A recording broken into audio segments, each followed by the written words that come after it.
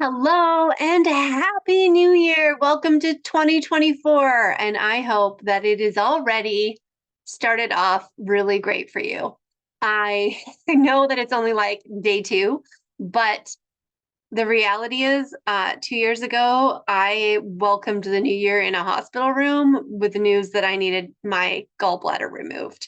So if you're not currently in a hospital room needing surgery, I think, it's pretty good. You're in a good place, off to a good start. If you need something to compare it to.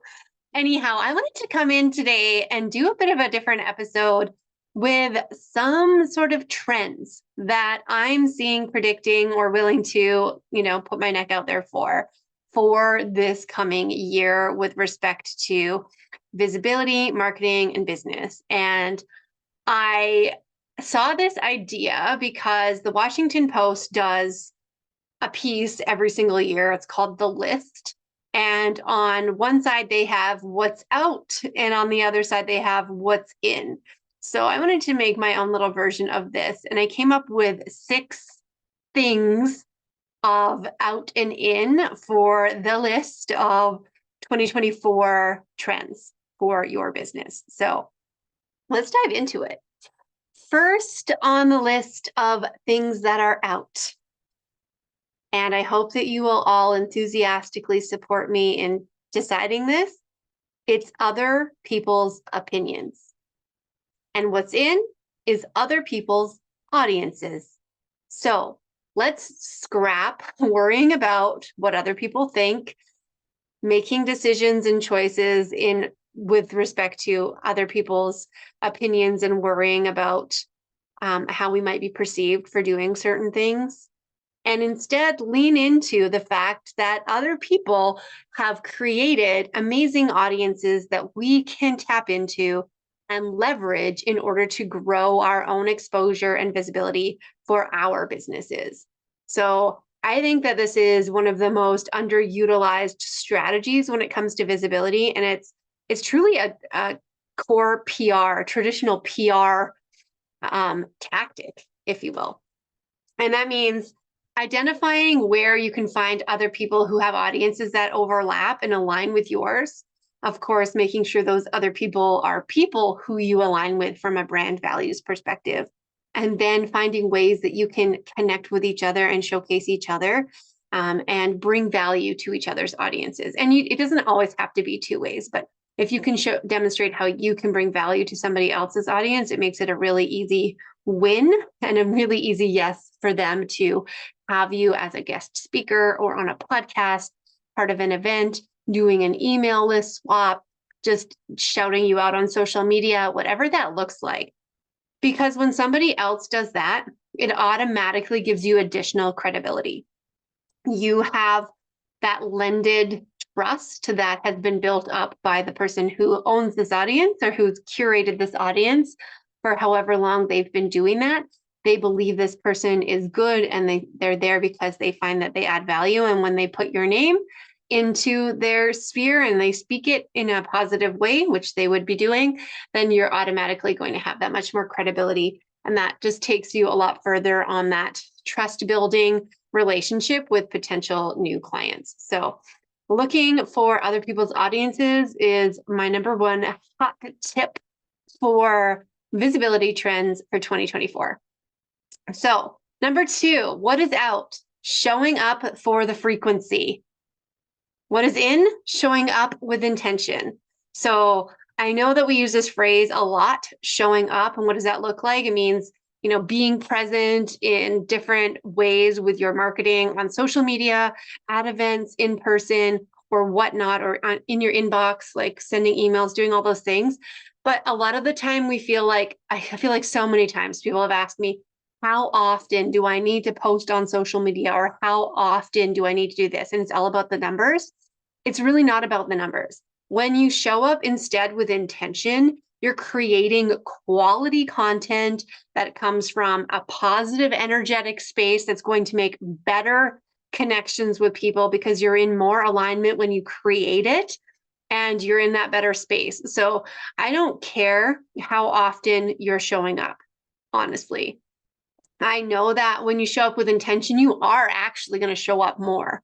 It's just going to automatically do that. But if you're doing it just for the numbers, just for the like, I need to check off, having done 6 reels this week or being in my stories every single day or whatever it is, like just let's not think about content creation and showing up from a frequency standard.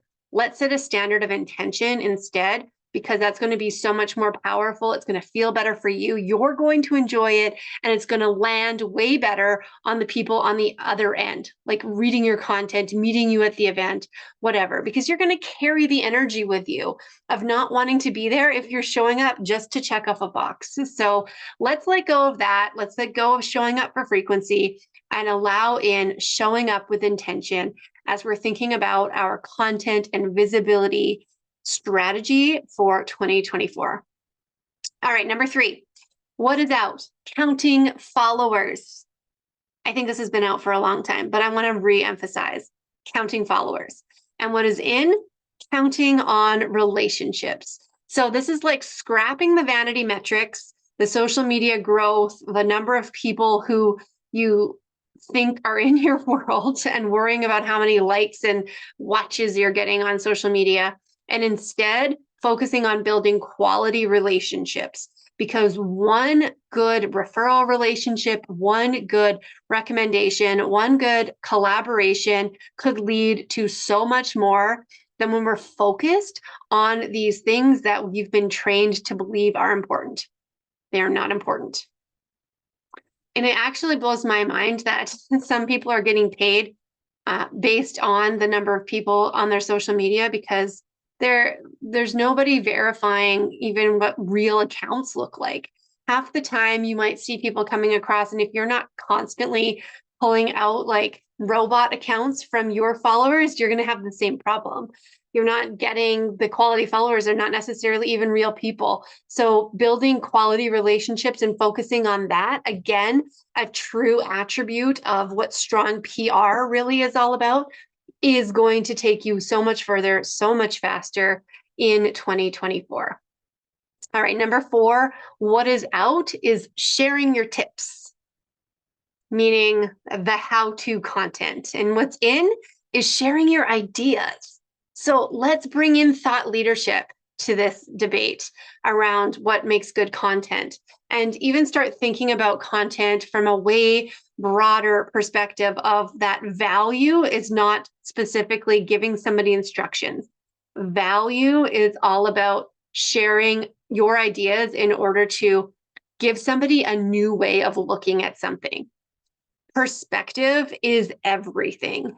And a lot of the times people are struggling because they believe something that isn't necessarily true. And if you can show them that they are believing something that is hurting them and they have then the power to change that, that's an amazing aha.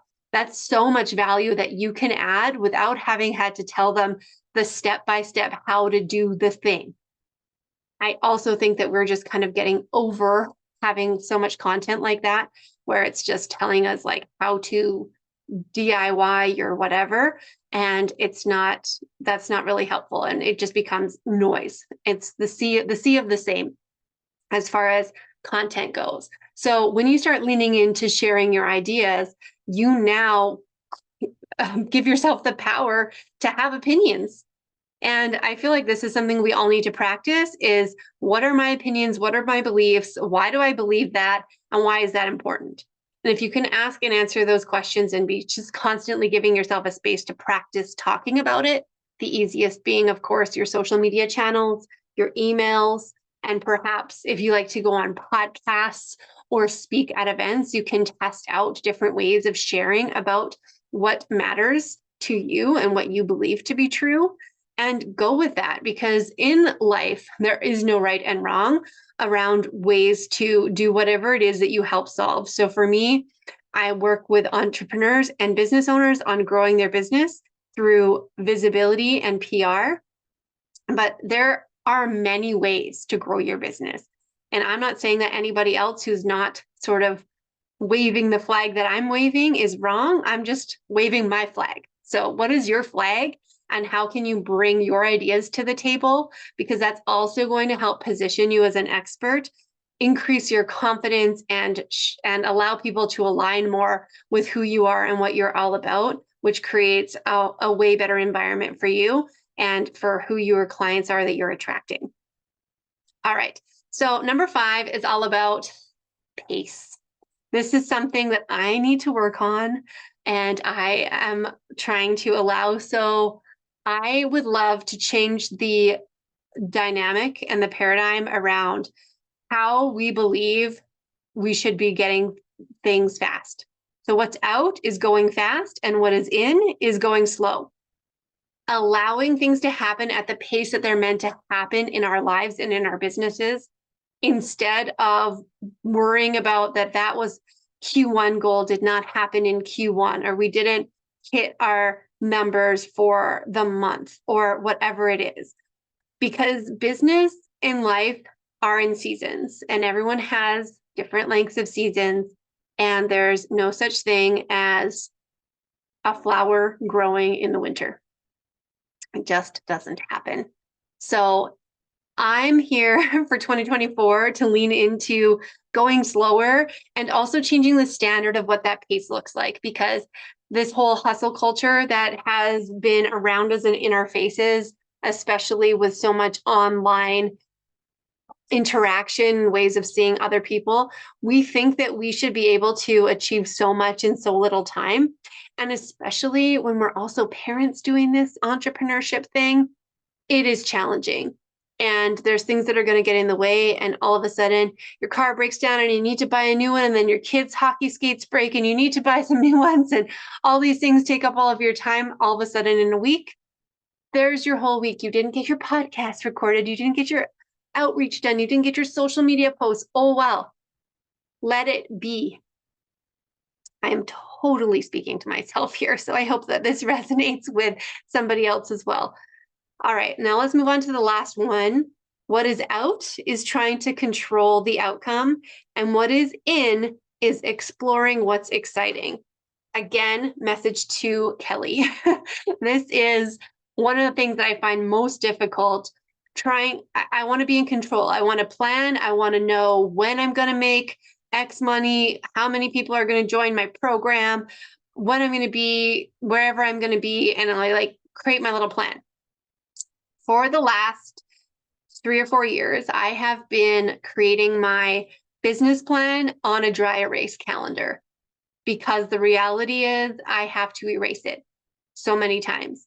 And sometimes it hurts to do that, to think, oh, this plan I had, or this last year in 2023, I took an entire month off without having that planned, because I needed to. That's what had to happen. I had to pause. And so I had to cancel a launch, cancel a whole program that I had decided I was going to do. I canceled it all, and I never even brought it back. It just had to go. So controlling the outcome sometimes also means controlling how you make money, and then exploring what's exciting is allowing yourself to feel like, does this feel good? Do I want to do more of this? Are people asking for this?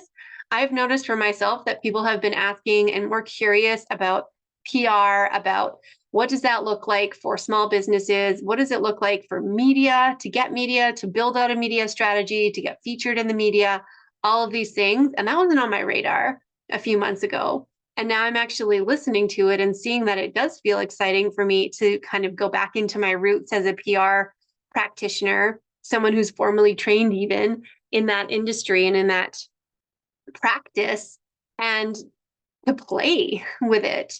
Because at the end of the day, isn't running a business all about having more fun and more autonomy, more ability to do things that you love? I sure hope so. Because if we don't love what we do, we are not going to keep doing it. And it takes a lot more than just showing up every day to feel good about running a business. There's so much emotional, financial, and all of the things invested on your own part into your business that you really have to love it. So exploring what's exciting, I feel, is going to be an amazing trend to lean into for 2024. So I hope that you find these interesting. Let me recap quickly. Let's go out with other people's opinions and in with other people's audiences. Out was showing up for the frequency, and in was showing up with intention. Out with counting followers, and in with counting on relationships. Out with sharing your tips, and in with sharing your ideas. Out with going fast, and in with going slow. And out with trying to control the outcome, and in with exploring what's exciting.